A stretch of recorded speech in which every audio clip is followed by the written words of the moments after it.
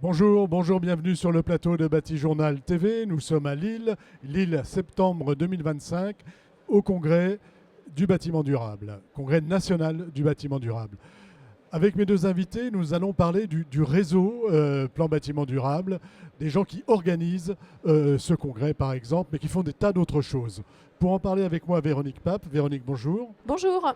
Véronique, vous vous occupez de Ecopolis. Qu'est-ce que c'est Ecopolis ? Ecopolis, c'est l'association francilienne qui s'adresse à tous les professionnels du bâtiment et de l'aménagement pour les aider à progresser, à changer leurs pratiques, pour adopter des pratiques plus durables. Et donc le réseau bâtiment durable, c'est un ensemble d'associations. Nous, on est les franciliens de la bande. Vous êtes les franciliens. À côté de vous, vous venez de la région PACA. C'est Frédéric Corset, c'est ça ? C'est ça, Et vous, c'est Envirobad BDM PACA. c'est ça, Envirobad BDM. C'est ça, et donc c'est l'association similaire à Ecopolis, mais en région sud, donc à Marseille, Grasse et Embrun. Le réseau bâtiment durable, qu'est-ce que c'est ? Alors le réseau bâtiment durable, c'est une association, c'est pas une association, c'est plutôt un collectif de 24 associations régionales. Donc on n'a pas d'existence propre en termes juridiques, mais par contre on est un réseau très soudé, nous nous rencontrons régulièrement et nos métiers, chacun dans nos régions, c'est d'être la courroie de transmission entre les politiques publiques d'un côté et puis tous les professionnels qui sont au plus près du terrain, et notre objectif c'est d'aider les professionnels à changer de pratique, à accélérer la transition écologique en adoptant de nouvelles solutions, de nouvelles façons de faire. Parce que le cœur du sujet, c'est la transition écologique. Exactement, le cœur du jeu, c'est les questions d'écologie, donc que nos bâtiments à la fois soient dans des logiques d'atténuation du changement climatique, donc en termes d'énergie, de carbone, mais aussi maintenant en termes d'adaptation au changement climatique, donc qu'ils puissent subir les changements climatiques qu'on aura, enfin qu'on a déjà d'ailleurs, mais qu'on aura et qui vont s'accentuer dans les années à venir. Et peut-être pour ajouter un mot aussi sur ce que disait Véronique sur le réseau bâtiment durable, c'est aussi surtout des centres de ressources, c'est-à-dire pour les professionnels, c'est là qu'ils vont chercher la connaissance de ce qui marche et ce qui ne marche pas. On pratique beaucoup de retours d'expérience sur le bâtiment parce que aujourd'hui, ça fait 25 ans qu'on a des solutions. Il y en a qui marchent, d'autres qui ne marchent pas, d'autres qui marchent dans certaines conditions. Donc, on a besoin d'avoir cet aspect rétroactif sur ce qui est produit dans le bâtiment depuis 25 ans sur les questions d'écologie. Oui. Et chacun dans nos régions, en fait, nous organisons des visites de chantiers, d'opérations exemplaires. Nous organisons des conférences, des webinaires. Nous mettons en relation les professionnels entre eux, parce qu'il y a aussi un point très important qui est de développer son réseau Développer du réseau. et puis de trouver peut-être de nouveaux partenaires avec lesquels on va pouvoir monter de nos futurs projets. Donc il y a cet aspect échange, partage d'expérience dont parlait Frédéric, et puis vraiment la mise en réseau qui est quelque chose d'essentiel. Et ça ne peut pas se faire au niveau national, ça ne peut se faire que par des acteurs qui sont implantés régional. Localement, qui travaillent avec les services de l'État déconcentrés dans cette région, qui travaillent avec les collectivités locales et puis avec les représentants des fédérations, des filières, etc. Donc à chaque fois au niveau régional ou au niveau local. Et c'est aussi un lieu finalement où il y a beaucoup d'acteurs dans le bâtiment, parce qu'on parle souvent, il y a le bureau d'études, il y a l'architecte, mais il y a pléthore d'acteurs, c'est-à-dire il y a des bureaux de contrôle, des SPS, il y a des programmistes, des AMO, des maîtres d'ouvrage bien évidemment, les entreprises de réalisation, il y a les mainteneurs, il y a les usagers, et donc c'est un lieu aussi où ces gens-là se rencontrent et parlent entre eux, parce qu'il n'y a pas beaucoup de lieux où en fait tous les acteurs se rencontrent. Voilà, donc c'est important de faire parler tout le monde, enfin pas tout le monde ensemble parce qu'il faut s'écouter, mais c'est important de boucler l'ensemble du réseau local. Vous représentez tous les deux grandes régions. En termes de moyens, ça représente quoi par exemple pour Ecopolis et ensuite pour vous ? Alors en termes de salariés, on est une vingtaine de salariés et on a un budget annuel d'à peu près 2 millions d'euros avec une partie qui provient de subventions publiques, notamment de l'ADEME, des services de l'État et puis des collectivités locales, de l'Agence régionale de santé, etc. Et puis l'autre partie qui vient soit des cotisations de nos adhérents, puisqu'évidemment on regroupe nous 250 adhérents, mais aussi de la vente de formation, puisqu'on organise de formation comme un certain nombre de nos collègues des autres régions. Et on est également porteur de la démarche Bâtiment durable francilien et Quartier durable francilien, qui est une démarche d'accompagnement et d'évaluation de projets. Et donc là, ça génère également des revenus pour notre association. Et surtout, c'est pour nous un moyen d'action très concret pour aider des maîtres d'ouvrage engagés à produire des projets, des bâtiments neufs ou rénovés qui soient de très grande qualité environnementale. De votre côté, pour avoir aussi un exemple, autre exemple.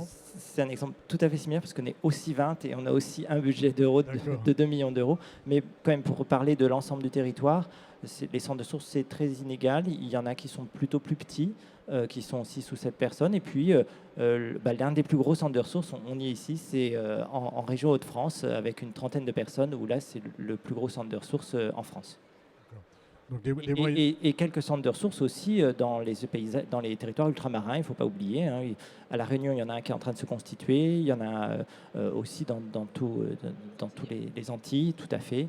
Donc voilà. Donc, tous les territoires français, on va dire métropole et outre-mer, sont concernés. Et il y a des réseaux de ressources partout aujourd'hui.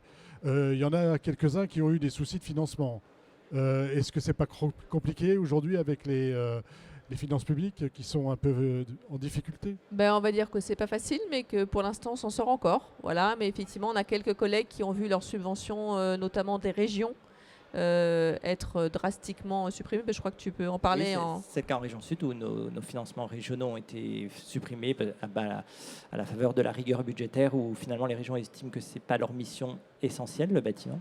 Mais on est là encore, les centres de ressources trouvent des solutions, hein, et on sont très inégales. Nous, en tout cas, en région sud, on est financé entre les finances publiques, l'argent public, ça représente 45% de notre budget. Donc, en tout cas, nous, on est de moins en moins fragile par rapport à ça. Mais on reste, et c'est quand même nos missions, quelque part, de donner de la connaissance au territoire. C'est des missions publiques, finalement, parce que s'il n'y a pas d'argent public derrière, le bureau d'études, il ne va pas donner son savoir-faire comme ça gratuitement, quoi. Alors, vous en avez déjà évoqué certaines actions que vous menez. Quelles sont les autres actions que vous menez au sein des centres de ressources, en dehors des REX et peut-être de la mise en relation? Alors déjà, il y a l'organisation de ce congrès qui, cette année, a été organisé par le CD2U, donc nos collègues des Hauts-de-France. Et donc, c'est pour ça qu'on est tous à Lille aujourd'hui. Moi, je peux citer par exemple quelque chose qu'on organise en région Île-de-France depuis maintenant 4 ans, qui est une journée sur l'économie circulaire. La nôtre aura lieu le 16 septembre prochain.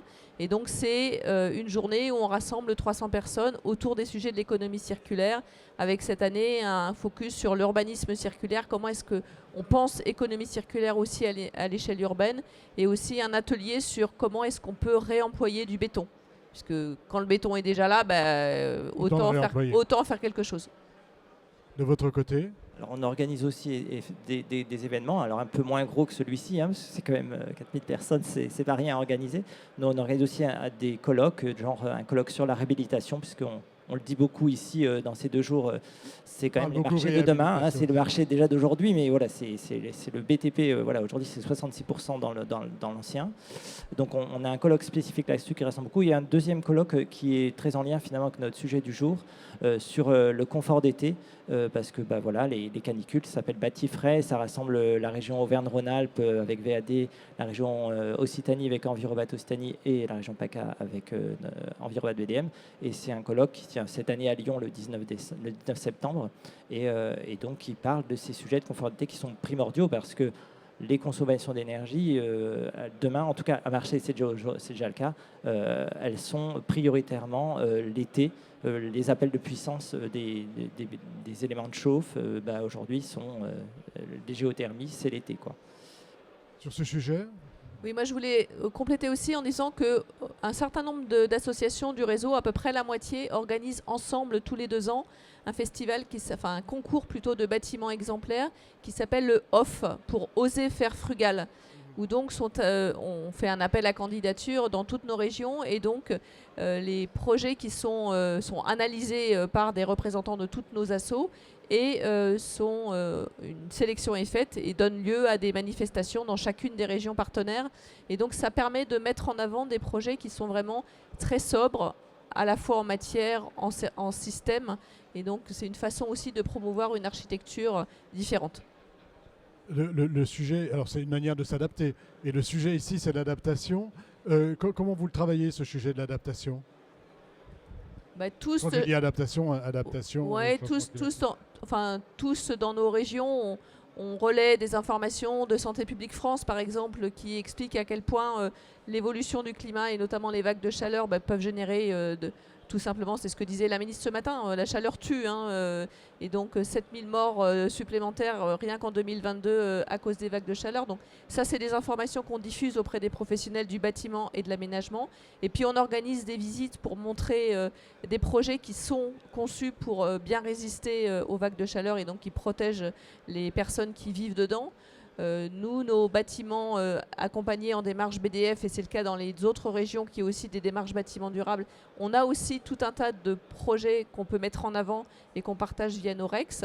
Et puis, mais nous, on organise par exemple une formation qui s'appelle Rafraîchir les villes, et donc qui permet à des maîtres d'ouvrage ou à des maîtres d'œuvre de s'imprégner de ces enjeux-là pour les intégrer dans leurs futurs projets. Donc il y a des moyens d'action qui sont vraiment multiples, que ce soit via des conférences, des prises de parole, des formations, de l'accompagnement de projets, des visites. Il y a vraiment un panel d'actions qui sont très variées et qui sont utilisées un petit peu par tout le monde dans les différentes régions.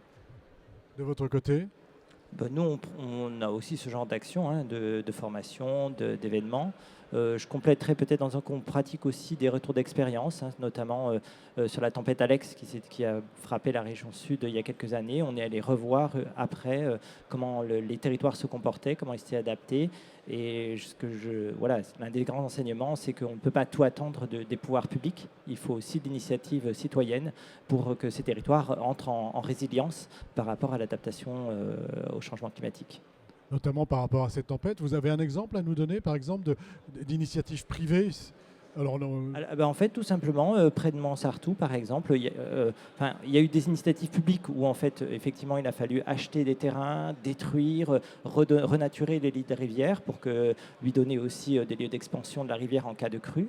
Mais par exemple, il y a eu des territoires où, en fait, c'est carrément l'initiative citoyenne qui s'est emparée des terrains, qui les a cultivés avec de l'agriculture bio, avec des collectifs. Et du coup, le terrain, évidemment, il était public, mais par contre, c'est le collectif qui l'a renaturé, qui l'entretient, voilà. Donc ça, c'est un des exemples, par exemple, où ça peut être aussi des initiatives privées, notamment autour de la fondation Hoffmann en Camargue, qui va être soumise à une montée des eaux, où là, effectivement, il y a des initiatives d'entretien des digues, de conservation de la biodiversité, d'entretien des rizières, etc., autour de cette fondation qui est une initiative privée qui est liée à Maya Hoffmann. Voilà. Tous concernés, en fait. Exactement. On a vu les initiatives que vous faites chacun chez vous, on va dire en Ile-de-France et dans la région PACA. Toutes ces initiatives dont on vient de parler, c'est valable pour l'ensemble des membres du réseau. Oui, tout à fait. Chacun agit avec ses moyens et puis en fonction aussi de son écosystème local. On ne fait pas exactement tous la même chose, bien sûr. Mais par contre, on se retrouve régulièrement en séminaire ou dans les congrès, comme le Congrès national du bâtiment durable que nous vivons aujourd'hui et demain. Et c'est vrai qu'on partage tous les mêmes sujets de préoccupation. Donc on travaille sur les sujets de l'énergie, du carbone, des matériaux, mais aussi de l'eau, du confort et de la santé, de la mobilité, etc. Donc on est vraiment sur tout un tas de problématiques. Questions qui vont bien au-delà du bâtiment finalement. Bien au-delà du bâtiment. On est à peu près tous sur les échelles et du bâtiment et de l'aménagement. Et clairement, l'adaptation, c'est un des sujets qui monte depuis déjà quelques années chez nous. Et c'est vrai que les collectivités publiques et les collectivités locales sont souvent très démunies face à ça, parce que sur le confort d'été, on sait un petit peu ce qu'on doit faire, c'est très bâtimentaire, mais sur les autres sujets, c'est pas si simple que ça. Et nos centres de ressources sont aussi des lieux d'accompagnement des collectivités. Ils nous sollicitent très très régulièrement pour leur donner de l'expertise, les diriger, diriger leur réflexion. Donc ça, c'est aussi une de nos missions, et en particulier sur l'adaptation. Alors pour terminer, vous avez aussi un rapport d'activité. Tout à fait. Rapport d'activité, qu'est-ce qu'on trouve dedans ? En fait, c'est un rapport qui d'abord donne une cartographie. Vous le connaissez par cœur, bien sûr. Qui donne une cartographie de où est-ce qu'on est situé, de quelles sont les différentes associations qui sont dans les différentes régions. Donc chaque professionnel peut identifier l'association qui va être sur son territoire. Et puis ça donne quelques exemples des actions qu'on a pu mettre en place les uns ou les autres au cours de l'année passée. Où peut-on se le procurer ? En fait, il y a un site du réseau bâtiment durable, tout simplement. Et puis il y a un stand au salon. Et Il y a un stand sur le salon. Merci. Écoutez, Voilà. vous voulez Et ajouter quelque chose? Oui, juste dire aussi que sur le site du réseau bâtiment durable, il y a aussi une actualité à intérêt national qui peut être proposée par les uns ou les autres dans nos différentes régions. Alors on relaie que des grosses opérations comme par exemple Bâtifrais, mais en tout cas c'est aussi une source d'information. Voilà. Voilà. Et moi qui vais de temps en temps sur le site d'Ecopolis, on y trouve des revues de presse, on y trouve des choses très intéressantes. J'imagine que c'est pareil chez vous. Et la revue de presse du bâtiment durable, c'est aussi quelque chose qui est fait par plusieurs associations du réseau et qui est là aussi disponible sur le site du réseau. Eh bien, écoutez, merci d'être venu sur le plateau de Bâti-Journal TV pour nous parler donc du réseau, du réseau, on l'appelle le réseau bâtiment durable. Le réseau bâtiment durable, c'est ça. Voilà. Et nous sommes ici au congrès national bâtiment durable organisé par le réseau et la région de France. Et donc le CD2E Le qui est notre CD2E. association régionale des Hauts-de-France. Et financé aussi par l'ADEME, qu'on a oublié de citer, Oui. mais qui est aussi un des porteurs de nos associations. Voilà, et un grand partenaire. Tout à fait. Merci à vous. Un petit temps d'échange comme tous ceux que nous organisons ici à retrouver sur notre site internet Bâti-Journal TV et bien sûr sur les sites de nos partenaires, le congrès et le CD2E. Merci à vous. Merci. Merci.